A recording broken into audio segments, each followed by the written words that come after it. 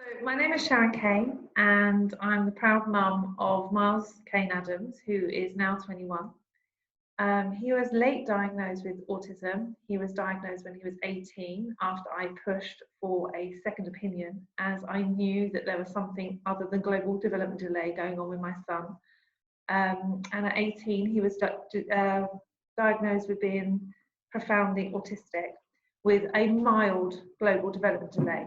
Up until that point, it had been the other way around. He had autistic tendencies with profound global development delay, bordering on a learning disability.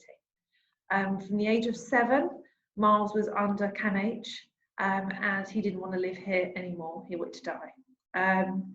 And we struggled to get him a mental health support up until the age of 20.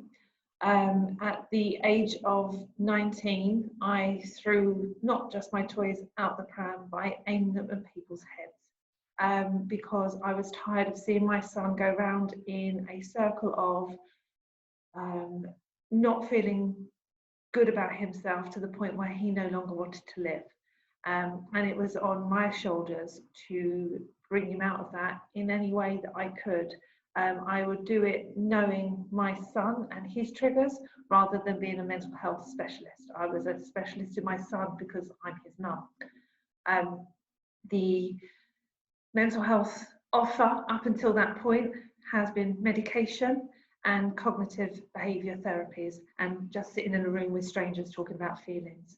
As someone with autism, to talk to a stranger about feelings is incredibly hard because A, what are feelings?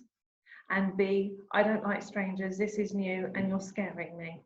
So that didn't work and made him ended up making him feel far worse than when he'd walk in the room of this, supposed situation that would make him feel better. Then we had CBT. So with CBT, you have to recognise how you're feeling, be in the moment, be present, be mindful, recognise your feelings, and then follow a set path on how to change those feelings. CBT is hard for anybody. I find CBT hard when I'm struggling to take myself out of that moment and recognise I'm struggling and then do proactive steps to change it. It's hard for me, and I don't suffer with autism. For my son, CBT, you might as well talk to him in Arabic. He won't understand. It's beyond his conceptions. So for years and years and years, we were going around this roller coaster of inept support that was actually making my son worse. And I was filling the gaps. And I had a very lovely GP.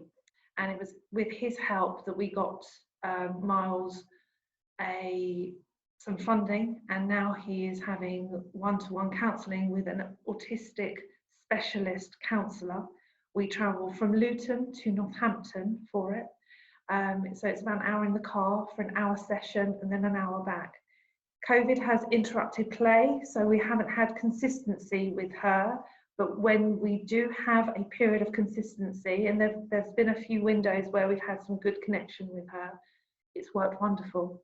And he also has his mentor within Autism Bedfordshire, and bless her, she has come above and beyond to support Miles, not in just developing his kind of like himself, but allowing him space to recognise his mental health and how to best help himself. And so at 20, he finally started getting some actual support that was specific to his needs. Miles's needs are not unique. There are thousands and thousands of people out there with autism. So it's a wonder as to why it took 20 years to get Miles something that should have been signposted to us from the off. Mental health and autism are bedfellows. They don't stand apart. They are entwined. If you have autism, the likelihood is you will have social anxieties, you will have emotional anxieties. All of these will give you a disadvantage in your mental health capacity. You will be you're already sort of behind the status quo because of the autism. The mental health is another thing that you have to, another load that you have to carry through life. And when you're diagnosed with autism, you should automatically be given support, not just for the young person that's got autism, but also for the family, on how to navigate the world and how to best support mental health. Unfortunately for my son, it's not just mental health that he is heavily involved with in the NHS. My son also has arthritis. He was diagnosed with a very rare and a very aggressive form of arthritis when he was 12 years old, the first year after losing his dad. Because Miles is very stoic looking because of autism, he was rejected from the rheumatology team at the L&D, our local hospital, because he didn't show pain. Miles, they used to poke him in places where it hurt, and he would go, "Yes, that hurts." He wouldn't cry, he wouldn't scrub his face, his voice pitch didn't change. So they said that he didn't have arthritis. What he did was a psychosomatic response to the death of his dad, and it was something that was coming out of him, and because it was the first anniversary of his dad's death, that was really what was going on with him. Outrageous. He spent nearly 3 years in hospital because they couldn't control his disease. It is that extreme what he has. He is now on a rather powerful mix of drugs. He has weekly methotrexate injections, daily leflunomide injections, and 4 weekly infliximab infusions that he goes to London for. Most people that have his type of arthritis have that infusion once every 8 weeks. Miles has it once every 4 weeks because it's that aggressive in him. So Miles spent a long period in hospital with people asking him, how does he feel? Well, he can't really express how he feels. People doubting how much pain he's in because he's not emotionally showing pain, but he's autistic, so facial cues, etc. are different. It was hard. I got referred to social services because the school said I had Munchausen, as Miles clearly wasn't ill and that I was making it up. All of this because people didn't understand he had autism and arthritis. You've got to remember that we had only just lost his dad as well. It was an excessively emotional time for us as a family.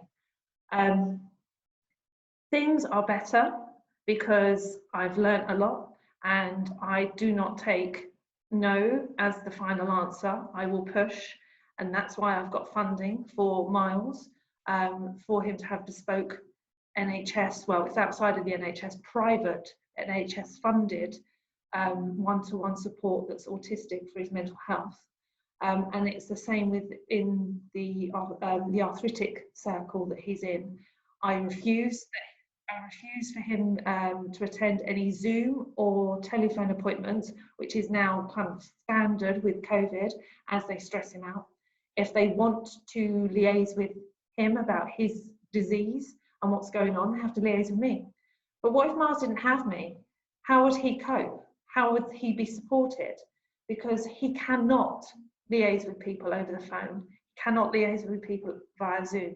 He doesn't have the capability. He doesn't even talk to me over the phone. He will WhatsApp me or message. There's no voice communication with Miles. There's limited voice communication when you're in person to person with him. So in addition to sort of the lack of support that he has in the arthritic side of things in normal times, COVID has come along and made things even worse. So Miles is under a pain management team. He's under University College Hospital in London, again, because his arthritis is so severe. And he goes to see this neurological team. They're an umbrella hospital of UCLH, and part of their support that they give people to manage pain is CBT. And unfortunately, it's not an option for Miles. and they don't have an alternative. They don't have an alternative for people that don't understand CBT. You don't have to be autistic to not understand CBT. It's a tough concept for people to get their head around, especially if they're in pain. So it boggles my brain that there are not options outside of CBT for things like pain management. Miles has to go and see a podiatrist. That podiatrist will talk at Miles and doesn't understand that Miles has arthritis. So when they're talking to Miles about certain things with their feet, Miles comes out and he doesn't have a clue as to what they've spoken about. And I have to break it down and make it accessible for Miles. Again, what if I wasn't here? I mean, Miles is 21 now, I'm nearly 50. At some point, I'm not going to be around and he is. And who's going to be able to be his liaison for him? There are thousands and thousands of people out in the UK that are autistic, that have diabetes, that have arthritis, heart disease, other things, not just mental health. What is being done to ensure that they are maximising their health, because they're not forward in saying, actually, my heart doesn't feel right, or my head feels funny, or whatever it is. And are they being believed if they have got the confidence to say, not even the confidence, if they've got the ability to recognise something's not right, and then the confidence to say it's not right, are they going to be believed because they've come in and looked all stoic and like there's nothing wrong? I just find the NHS, it fails my son, and I have to be the one that is the autistic professional, and I'm not, that liaises for my son with the NHS and then highlights to the NHS where they're failing and has to push to get additional funding to fill in the gaps where they fail him. With the autistic side of things, even though I've highlighted the gaps, yet we haven't filled them in. So there's no funding available to fill those gaps. It is still on me. There are people out there that don't have a me. There are lots of people out there that don't have an advocate for them. And my heart breaks for them because their health, their life is on the line. So this is my son, Miles, and he has unfortunately been historically let down by the NHS. He is 22 in June, and it has constantly failed him.